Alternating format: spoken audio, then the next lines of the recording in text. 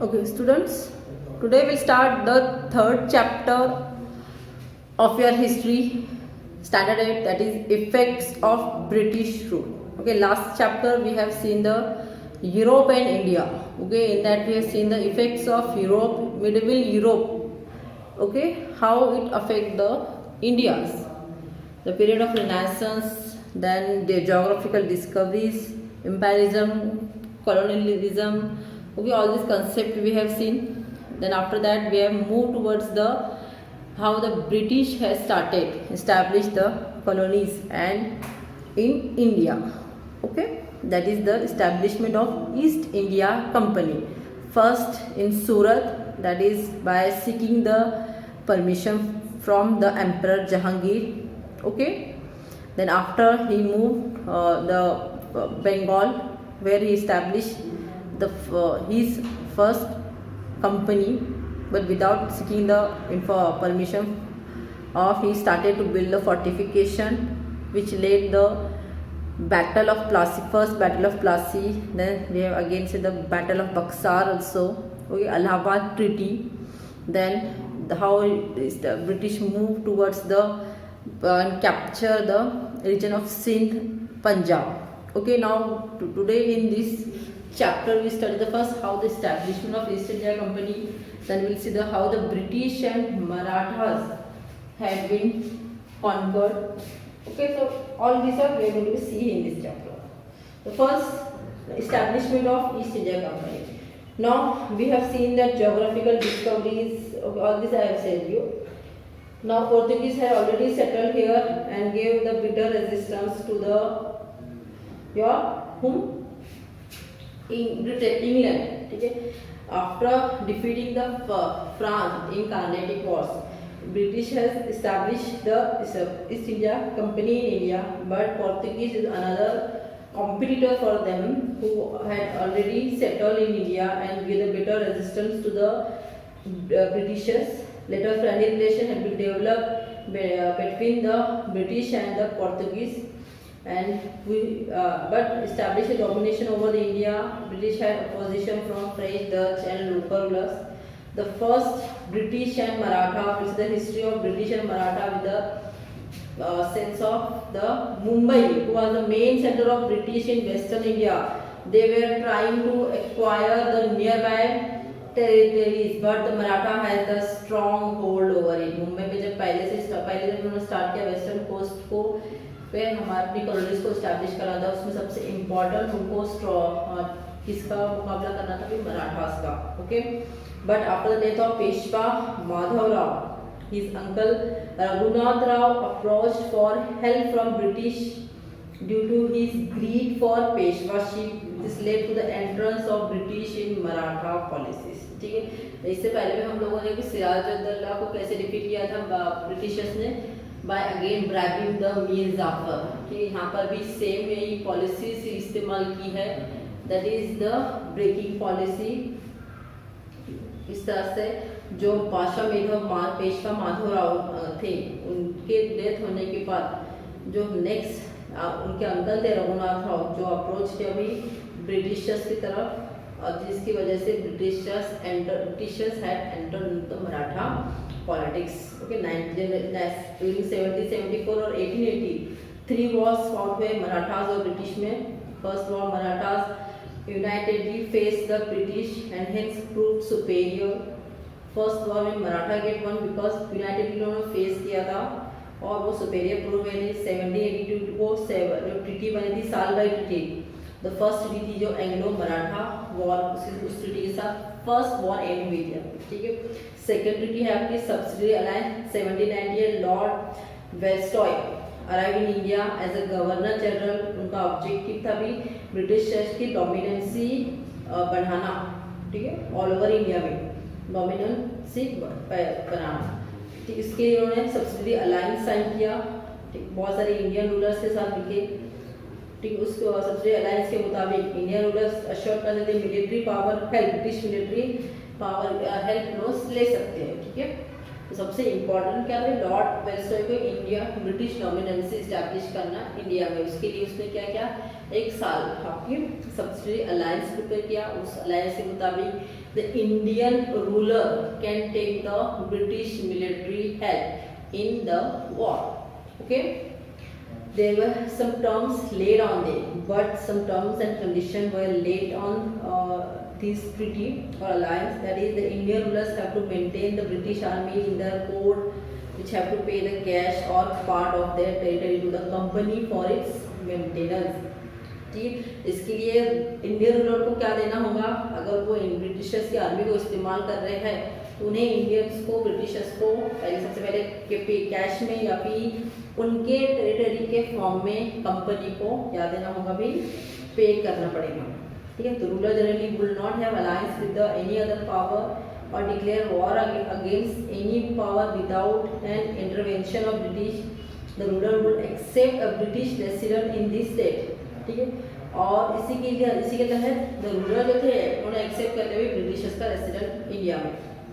तो सब Indian ruler accepted the system and lost their freedom. जिन्होंने एक्सेप्ट किया और ब्रिटिशर्स को अपने टेरिटरीज में लाकर उनको स्टैब्लिश किया, उन सभी रूलर्स ने क्या किया, भी अपने रूलर्स रूल को लॉस कर लिए, उनकी फ्रीडम को।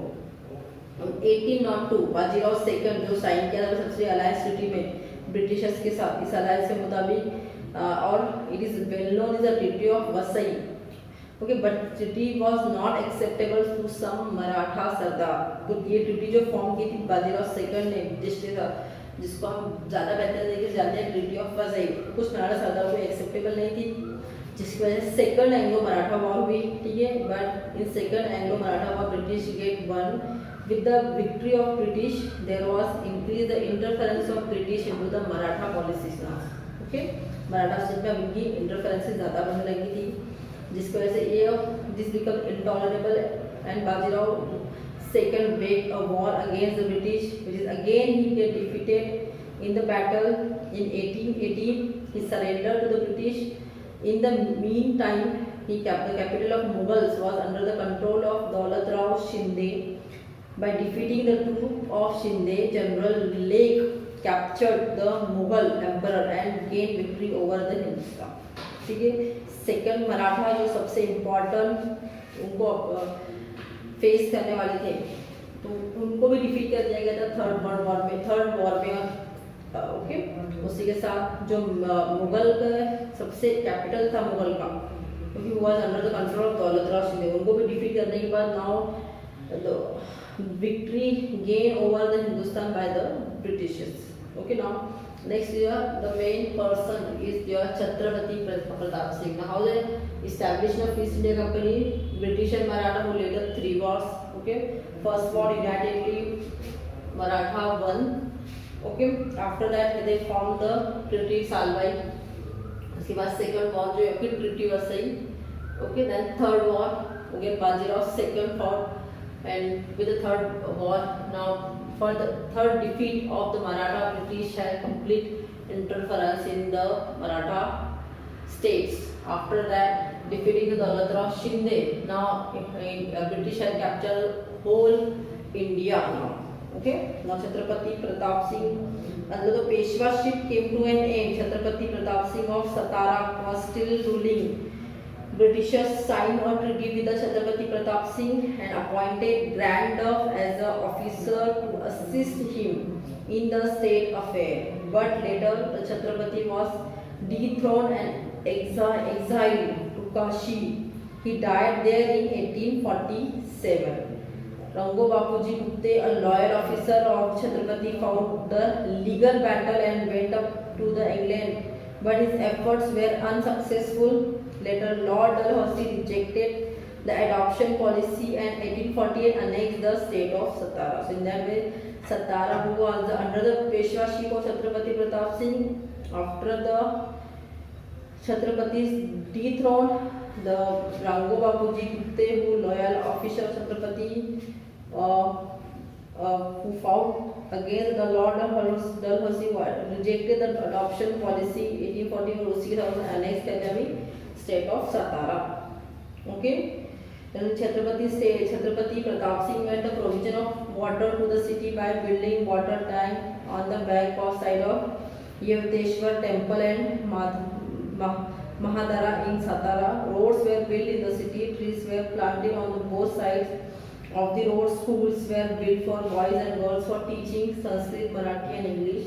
Printing press was set up. Many useful books were published in 1827.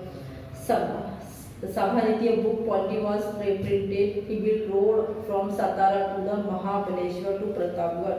In that way, Chhatrapati Pratap Singh had built the very good administration in Satara. Now, effects of British rule. Now, what are the effects of British rule? First effect, that is the formation of dual government system.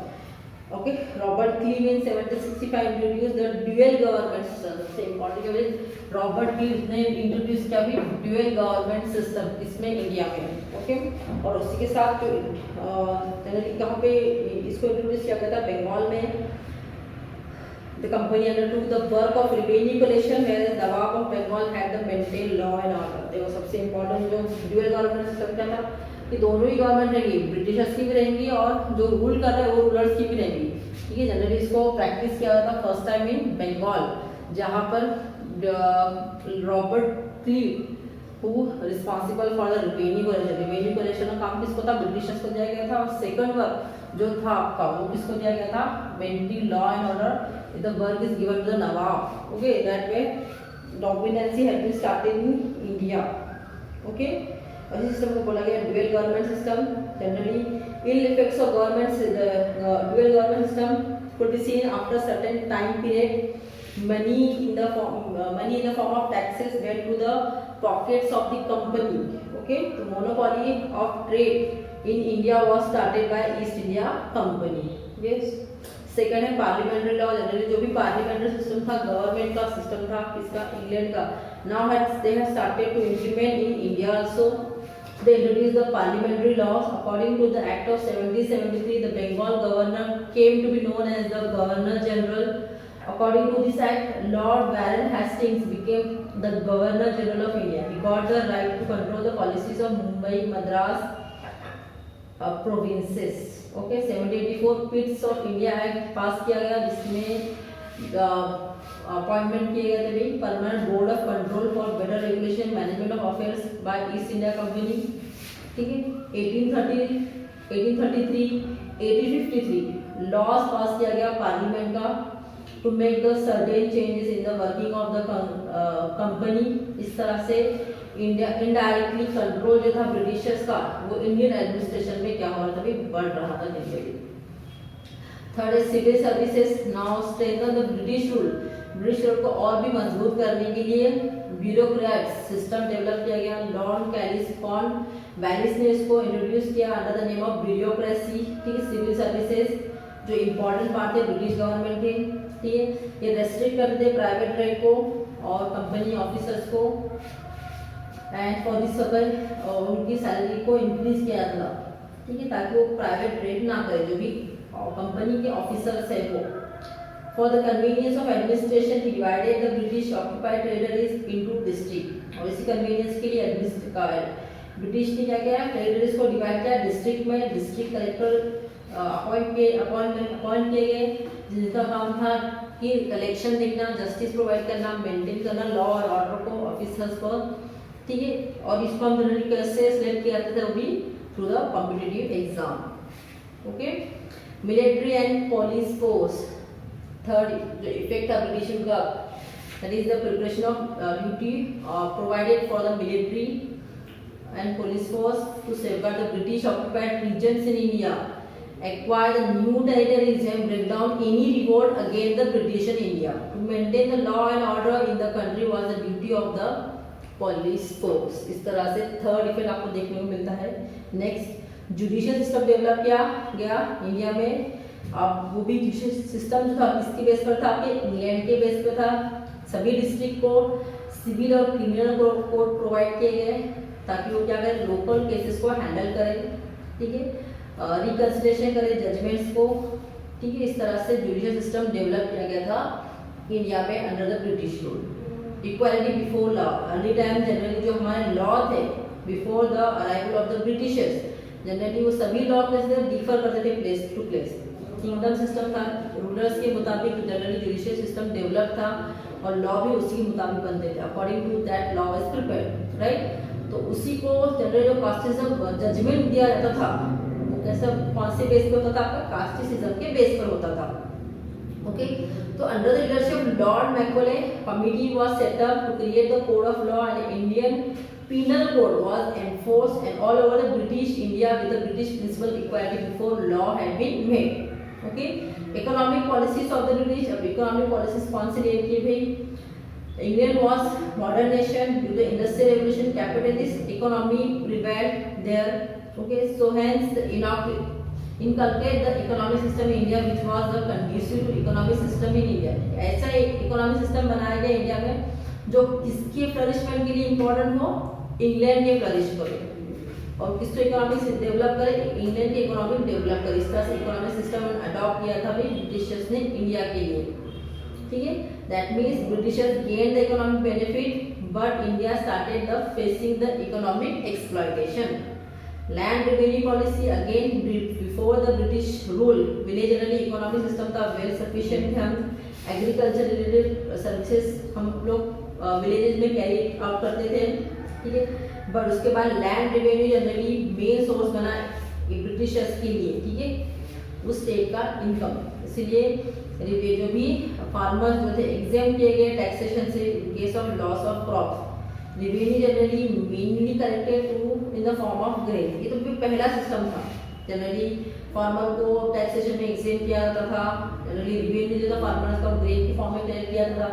लेकिन Britishers ने बहुत सारे changes में लाए, जैसे revenue system उन्होंने develop किया, land generally major किया थे, फिर वो एरिया डिसाइड किया जाता था लैंड का, उसके मुताबिक टैक्स फिक्स किए जाते थे और जो टैक्स इम्पोज किए जाते थे इसके ऊपर फार्मर के ऊपर, ओके।